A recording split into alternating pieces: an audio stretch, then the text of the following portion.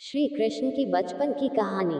कृष्ण जन्म। वासुदेव ने अपने 8वें पुत्र को नंद और यशोदा की पुत्री के स्थान पर रख दिया और उस नन्ही बच्ची को लेकर वापस आ गए। जब कंस वहां पहुंचा तो वासुदेव और देवकी ने उसे कहा, इसे छोड़ दो, ये तो लड़की है। पर कंस नहीं माना और उसने उस बच्ची को जमीन पर पटकना चाहा, पर वो बच्ची जमीन पर नहीं गिरी, उसने एक अलग ही रूप धारण कर लिया।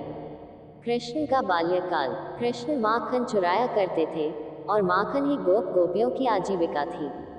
ऐसे में वे कृष्ण की मां से शिकायत करती थीं, पर कृष्ण मासूम बनकर उन्हें फिर से मना लेते थे। कृष्ण के सांवले होने पर भी हर कोई उन पर मुग्ध था। ऐसा इसलिए था क्योंकि वे हर समय मुस्कुराते रहते थे।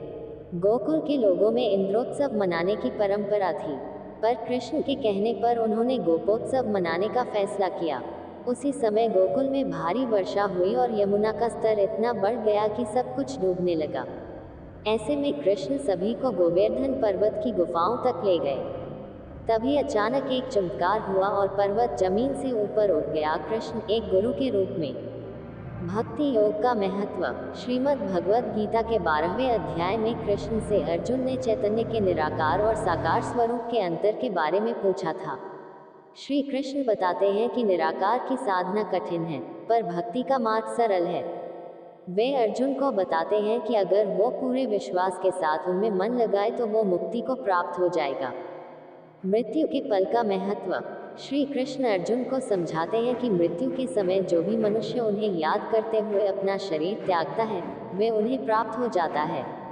गुरु हमें आखिरी पल पर उठने वाले विचारों का महत्व समझाते हैं और बताते हैं कि मुक्ति को पाने के लिए अंतिम समय में कैसी भीतरी स्थिति की जरूरत होती है। कृष्ण भक्तों को क्यों झेलने पड़े कष्ट। बलराम ने एक बार कृष्ण से ये प्रश्न पूछा कि तुम्हारे होते हुए हमें इतने कष्ट क्यों झेलने पड़ रहे हैं। इस पर श्री कृष्ण ने उन्हें आध्यात्मिक पथ की प्रकृति के बारे में समझाया।